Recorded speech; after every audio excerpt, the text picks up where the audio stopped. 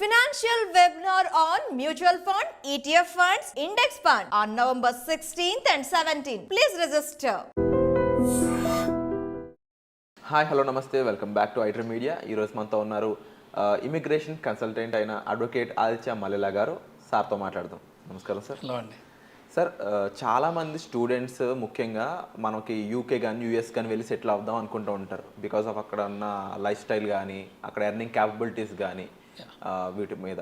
అయితే అలా వెళ్దాం అనుకుంటున్న వాళ్ళందరికీ కూడా అక్కడ ప్రొసీజర్ అనేది చాలా కష్టతరంగాను చాలా లేట్గా వాళ్ళు అక్కడ సెటిల్ అవ్వడానికి ఇప్పుడు రూల్స్ అండ్ రెగ్యులేషన్స్ వచ్చాయి. బట్ వీటన్నిటిని ఈజీ చేయడానికి, వీటన్నిటిని కాస్త వాళ్ళకి కంఫర్టబుల్గా మార్చడానికి మల్లెల గ్లోబల్ అనేది ఏ విధంగా వాళ్ళకి ఉపయోగపడుతుంది? సో మనకి ఏంటంటే అండి, మల్లెల గ్లోబల్ ఆర్గనైజేషన్ అనేది ఇమిగ్రేషన్ లా అనేది చాలా పెద్ద సబ్జెక్ట్ కదా. సో నేను ఏంటంటే immigration law consultant for exclusively for EB5 visa అండి. EB5 వీసా అనేది ఏంటి అంటే, ఇప్పుడు మీరు ఇందాక అన్నట్టు చాలా మైగ్రేషన్ రేట్ ఉంది. సో ఏంటంటే ఎస్పెషల్లీ మేము డీల్ చేసేది US అనమాట. సో బట్ అవేర్నెస్ కోసం we are also talking about different countries and how the dynamics varies in different countries అనమాట. సో మనకి ఈ గ్రీన్ కార్డ్ రావాలి అంటే చాలా టైం పడుతుంది. యూజువల్గా ఎవరైతే మైగ్రేట్ అవుతున్నారో స్టూడెంట్స్గా కానీ లేకపోతే జాబ్ కోసం కానీ అందరూ వెళ్ళి అక్కడ యూఎస్లో సెటిల్ అవ్వాలి అనుకుంటున్నారు కాబట్టి అక్కడ ఉన్న లైఫ్ స్టైల్ కోసం. ఎందుకంటే యూఎస్ అనేది ఒక ల్యాండ్ ఆఫ్ ఆపర్చునిటీస్ కాబట్టి అలా సెటిల్ అవ్వాలి అనుకున్న వాళ్ళకి ఫైనల్ డెస్టినేషన్, ఫైనల్ వాళ్ళ గోల్ గ్రీన్ కార్డ్ డెఫినెట్గా, అంటే పర్మనెంట్ రెసిడెంట్గా అవ్వటం. సో ఈ గ్రీన్ కార్డ్ ఉంటేనే they can apply for citizenship అనమాట.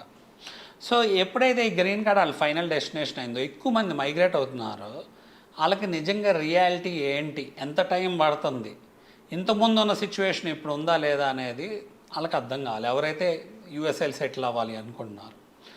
సో మల్లెల గ్లోబల్ ఏం చేస్తుందంటే EB5 వీసా మీద అవేర్నెస్ క్రియేట్ చేస్తుంది. అంటే అసలు స్టూడెంట్ ద్వారా వెళ్ళే వాళ్ళకి లేకపోతే డిఫరెంట్ వీసాస్ మీద వెళ్ళే వాళ్ళకి ఆ డైనమిక్స్ ఎలా ఉంటాయి, అక్కడ ఎంప్లాయ్మెంట్ డైనమిక్స్ ఎలా ఉంటాయి, వాటి వల్ల అడ్వాంటేజెస్ ఏంటి, డిసడ్వాంటేజెస్ ఏంటి, రియాలిటీ ఏంటి, ఎంత టైం పట్టిద్ది, ఇవన్నీ కూడా వాళ్ళు తెలుసుకోవాలి. సో EB5 వీసా ఏం చేస్తుంది అంటే ఎవరైతే త్వరగా యూఎస్ఎల్ సెటిల్ అవ్వాలి అనుకున్నారో వాళ్ళకి హెల్ప్ చేస్తుంది. అక్కడ ఉన్న యూఎస్లో ఉన్న వాళ్ళైనా అప్లై చేయొచ్చు, ఇండియా నుంచి అయినా అప్లై చేయొచ్చు. ఫర్ ఎంటైర్ ఫ్యామిలీ ఒక అప్లికేషన్ కింద ఎంటైర్ ఫ్యామిలీ క్వాలిఫై అవుతారు. సో EB5 వీసా ద్వారా అడ్వాంటేజ్ ఏంటంటే ఇమీడియట్గా గ్రీన్ కార్డ్ వచ్చింది. మామూలుగా ఏంటి అంటే అసలు గ్రీన్ కార్డ్ అప్లై చేయడానికి లేదా గ్రీన్ కార్డ్ ఎంప్లాయర్ స్పాన్సర్ చేయడానికి లెట్స్ సే మాస్టర్స్ చేస్తున్నారు, తర్వాత ఏంటంటే కొంతకాలం వర్క్ చేస్తారు, తర్వాత H1 వచ్చింది అనుకోండి, వర్క్ పర్మిట్ ఎంప్లాయర్ స్పాన్సర్ చేశారు కాబట్టి H1 వాళ్ళకు వర్క్ చేసుకున్నారు. తర్వాత వాళ్ళకి ఏంటంటే గ్రీన్ కార్డ్కి అప్లికేషన్ స్పాన్సర్ చేయాలి, అది అప్రూవ్ అవ్వాలి. ఇదంతా టైం తీసుకోవడానికి ఇదంతా అవడానికి ఏంటంటే 3 to 5 years, 5 to 7 years minimum పట్టింది. ప్లస్ ఏంటంటే అక్కడ గ్రీన్ కార్డు రావటానికి వాళ్ళకి పర్మనెంట్ రెసిడెంట్ గ్రీన్ కార్డు రావడానికి ఇప్పుడున్న సిచ్యువేషన్లో ఏంటంటే మోర్ దెన్ 100 years తీసుకుంటుంది. సో మోర్ దెన్ 100 years తీసుకుంటే US కంట్రీ ఏంటి, అక్కడ ఉన్న federal government they need to come up with different policy చేంజెస్తో రావాలి. మరి ప్రాక్టికల్గా పాలసీ చేంజెస్తో వస్తారా అంటే ఇప్పుడు కాదు, ఇది 2013-14 నుంచి అక్కడ వెయిటింగ్ లిస్ట్ ఉంది. డిఫరెంట్ కేటగిరీ ఆఫ్ వీసాస్కి, డిఫరెంట్ గ్రీన్ కార్డ్స్కి రావడానికి చాలా వెయిటింగ్ ఉంది. దానివల్ల ఏంటంటే 100 years కంటే 150 years అలా పడుతుంది అనమాట. ఈ పాలసీ చేంజ్ ఓన్లీ ఏంటంటే ఇండియా కోసం రారు కదా, అన్ని కంట్రీస్, డిఫరెంట్ కంట్రీస్ ఉన్నాయి. ఇప్పుడు ఏంటంటే ల్యాండ్ ఆఫ్ ఇమిగ్రెంట్స్ అంటే US, there are people migrating from different countries like China అవనండి, లేదా మెక్సికో అవనండి, వియత్నాం అవనండి, తైవాన్ అవనండి, ఇలా డిఫరెంట్ కంట్రీస్ నుంచి మైగ్రేట్. బట్ ఏంటంటే ఎక్కువ మంది ఇండియా నుంచి, చైనా నుంచి మైగ్రేట్ అవటం వల్ల అక్కడ వెయిటింగ్ లిస్ట్ పడిపోయింది. అలానే వేరే అదర్ కంట్రీస్ కూడా వెయిటింగ్ లిస్ట్ ఉంది. సో EB5 వీసా ద్వారా ఏంటి అంటే నెక్స్ట్ 6 to 8 monthsలో anyone can be eligible to work in US irrespective of whether an employer is going to sponsor them a work visa or not. ఇప్పుడు H1 వీసానే తీసుకోండి, వాళ్ళకి lottery ద్వారా రావాలి. ఆ లాటరీ అనేది కూడా మళ్ళీ ప్రాబబిలిటీ లక్ అయిపోయింది. ఎన్ని వీసాలు ఉన్నాయో అంతకంటే దానికి 10 times ఫైల్ చేసే వాళ్ళు ఎక్కువ మంది ఉండటం వల్ల అది వస్తుందా రాదా అనేది కూడా ఒక డైలమా అయింది. సో చాలామంది మనం ప్రీవియస్ వీడియోస్లో మాట్లాడుకున్నట్టు అక్కడ వెళ్ళి యూఎస్కి వెళ్ళి జస్ట్ స్టేటస్ మెయింటైన్ చేయడం కోసం, అంటే ఏదో ఒక స్టేటస్, లైక్ స్టూడెంట్ వీసా అయితే స్టూడెంట్ వీసా, లేదా డిపెండెంట్ వీసా అయితే డిపెండెంట్ వీసా, ఏదో ఒక వీసా మెయింటైన్ చేయడం కోసం దే ఆర్ జగ్లింగ్ అరౌండ్ అనమాట, కింద మీద పడుతున్నారు. సో EB-5 వీసా ద్వారా ఏంటి అంటే గ్రీన్ కార్డ్ అనేది చాలా ఫాస్ట్గా వస్తుంది. సో మనకి 6 to 8 monthsలో ఇమీడియట్గా వర్క్ పర్మిట్స్ వస్తాయండి. అలానే నెక్స్ట్ 1.5 yearలో కండిషనల్ గ్రీన్ కార్డ్ వస్తుంది. ఓవరాల్గా 4 to 5 yearsలో గ్రీన్ కార్డ్ వస్తుంది. ప్లస్ ఈ EB-5 వీసా కోసం మనం ఏదైతే ఇన్వెస్ట్ చేస్తున్నామో, ఎందుకంటే మనకి EB-5 వీసా అనేది సెల్ఫ్ స్పాన్సర్డ్ ఇన్వెస్టర్ వీసా, అంటే ఏంటంటే మన ఇన్వెస్ట్మెంట్ని గుర్తించి మనకి వీసా మనకి స్పాన్సర్ చేస్తున్నారు. సో మనం స్పాన్సర్ చేసుకున్నాం. సో $800,000 అనగానే 7 to 8 crores కావాలండి. ఈ 7 to 8 crores తీసుకెళ్ళి మనం యూఎస్లో ఇన్వెస్ట్ చేయాలి. ఫెడరల్ గవర్నమెంట్ ఆథరైజ్ చేసిన ప్రాజెక్ట్స్లో ఇన్వెస్ట్ చేయాలి. ఆ 7 to 8 crores అనేది అక్కడ ప్రాజెక్ట్ డ్యూరేషన్ బట్టి మనకి next 2 to 4 years or 3 to 5 yearsలో వెనక్కి వస్తాం జరిగింది. డిపెండ్స్ ఆన్ ద ప్రాజెక్ట్ అనమాట. అంటే ఇప్పుడు ప్రాజెక్ట్ అనేది అప్రూవ్ అవడం ఒక విషయం. ఫస్ట్ ఆఫ్ ఆల్ సరే అప్రూవ్ అయింది, మళ్ళీ again it has some situation oriented things ఉన్నాయి ఇక్కడ. ఈ ప్రాజెక్ట్ అనేది వేరే అవుతూ ఉంటుంది కదా డిఫరెంట్గా, డిఫరెంట్ పీపుల్ కానీ డిఫరెంట్ కంపెనీస్ కానీ డిఫరెంట్ సిచ్యువేషన్స్ ఉంటాయి కదా. వాటన్నిటికీ మీరు చెప్పే రూల్స్ అన్నీ సేమ్ ఉంటాయా, లేదు అంటే ప్రాజెక్ట్ బట్టి వచ్చే అవుట్కమ్ డిఫరెంట్గా ఉంటుందంటారా? సో మనకి ఈ క్వశ్చన్ మీరు ఏదైతే అడిగారో అది మీకు అర్థం కావాలంటే we need to go in to the dynamics అనమాట. ఓకే. సో అసలు EB-5 వీసా అంటే ఏంటి, దాని ద్వారా గ్రీన్ కార్డ్ ఎంత త్వరగా వస్తుంది అనేది మనం మాట్లాడుకోవాలి. అలానే ఏంటి అంటే అసలు ఈ ఫండ్ ఏంటి, EB-5 వీసా ద్వారా మనకి గ్రీన్ కార్డ్ త్వరగా వస్తుంది అని మనం ఒక సోర్స్ ఆఫ్ ఫండ్స్ని మనం లిక్విడేట్ చేసి, అంటే $800,000 7 to 8 crores లిక్విడేట్ చేసి తీసుకెళ్ళి యూఎస్లో ఇన్వెస్ట్ చేస్తున్నాం. అంటే అందుకన్నా ఫస్ట్ సార్ అసలు అంత అమౌంట్ లిక్విడేట్ అందరూ చేయలేరు కదా. That's a good question. So అది కూడా మనం మాట్లాడుకుందాం. అసలు ముందు స్టెప్ బై స్టెప్గా మాట్లాడుకుంటే బెటర్. సో మనకి ఏంటంటే ఈ 7 to 8 crores ఏవైతే మనం లిక్విడేట్ చేస్తున్నామో దాన్ని ఫారెన్ ఇన్వెస్ట్మెంట్ ఫండ్ కింద యుఎస్ గవర్నమెంట్ గుర్తిస్తాం జరిగింది. సో అంటే మనం ఏదైతే 7 to 8 crores తీసుకెళ్ళి అక్కడ ఇన్వెస్ట్ చేస్తే ఆ డబ్బులు మళ్ళీ మనకి వెనక్కి వస్తాయి. బట్ ఏంటంటే ఇన్వెస్ట్ చేయటం వల్ల అక్కడ ఎకానమీ, ఎంప్లాయ్మెంట్ బూస్టప్ అవుతుంది, ఇన్ఫ్రాస్ట్రక్చర్ డెవలప్మెంట్ అవుతుంది అని గుర్తించి ఈ ఫారెన్ ఇన్వెస్ట్మెంట్ ఫండ్ వల్ల అక్కడ కంట్రీ యొక్క డెవలప్మెంట్ జరుగుతుంది అని బేస్ చేసుకొని మనకి గ్రీన్ కార్డ్ ఇస్తాం జరుగుతుంది. సో ఇది ఇన్వెస్ట్ చేయాలి అంటే డెఫినెట్గా అందరికి ఉండే కన్సర్న్ ఏంటి అంటే ఎక్కడ ఇన్వెస్ట్ చేయాలి, ఎలా ఇన్వెస్ట్ చేయాలి, దాని అప్రూవల్స్ ఏంటి, దాని లీగాలిటీస్ ఏంటి, అదంతా చాలా ఇంపార్టెంట్. అందుకే ఏంటంటే USCIS అంటే United States citizenship service and immigration service authorisation ఇచ్చిన ప్రాజెక్ట్స్ ఉంటాయి. లైక్ రీజనల్ సెంటర్స్ అంటారు వాటిని. రీజనల్ సెంటర్స్ ఏంటి అంటే different real estate or business projects develop చేస్తూ ఉంటుంది. సో ఆ డెవలప్మెంట్ వల్ల ఏంటి అంటే అక్కడ ఇన్ఫ్రాస్ట్రక్చర్, ఎకానమీ, ఎంప్లాయ్మెంట్ బూస్ట్ అవుతుంది. మోస్ట్లీ ఏంటంటే డిఫరెంట్ రకాలైన ప్రాజెక్ట్స్ ఉంటాయి. ప్రాజెక్ట్స్ అంటే మనకి ఇలా ఇక్కడ రియల్ ఎస్టేట్ ప్రాజెక్ట్స్ ఎలా ఉన్నాయో అలా everything is related to business అనమాట. సో ఆ ప్రాజెక్ట్స్లో మన మనీ పెట్టినప్పుడు which is authorised by the federal government కాబట్టి మనం ఈ గ్రీన్ కార్డ్ EB-5 ద్వారా గ్రీన్ కార్డ్ రావడానికి క్వాలిఫై అవుతాం. సో EB-5 ద్వారా ఏంటంటే నెక్స్ట్ 5 yearsలో మనకి పర్మనెంట్ రెసిడెంట్ గ్రీన్ కార్డ్ వస్తుంది. ఇమీడియట్గా నెక్స్ట్ 6 to 8 monthsలో మనకు వర్క్ ఆథరైజేషన్ వస్తుంది ఫర్ అవర్ ఎంటైర్ ఫ్యామిలీ అనమాట. అలానే కండిషనల్ గ్రీన్ కార్డ్ వస్తుంది నెక్స్ట్ 1.5 yearలో. సో ఏదైతే యూజువల్ మెథడ్లో ఏంటంటే మనకి 5 to 7 years జస్ట్ ఒక ఎంప్లాయర్ మనకి స్పాన్సర్ చేయడానికి మనం గ్రీన్ కార్డ్ అప్లికేషన్ పెట్టాలన్నా, అప్రూవల్ రావాలన్నా పడుతుంది. ప్లస్ ఏంటంటే గ్రీన్ కార్డ్ రావాలి అంటే అక్కడ 100 years పైన తీసుకుంటుంది.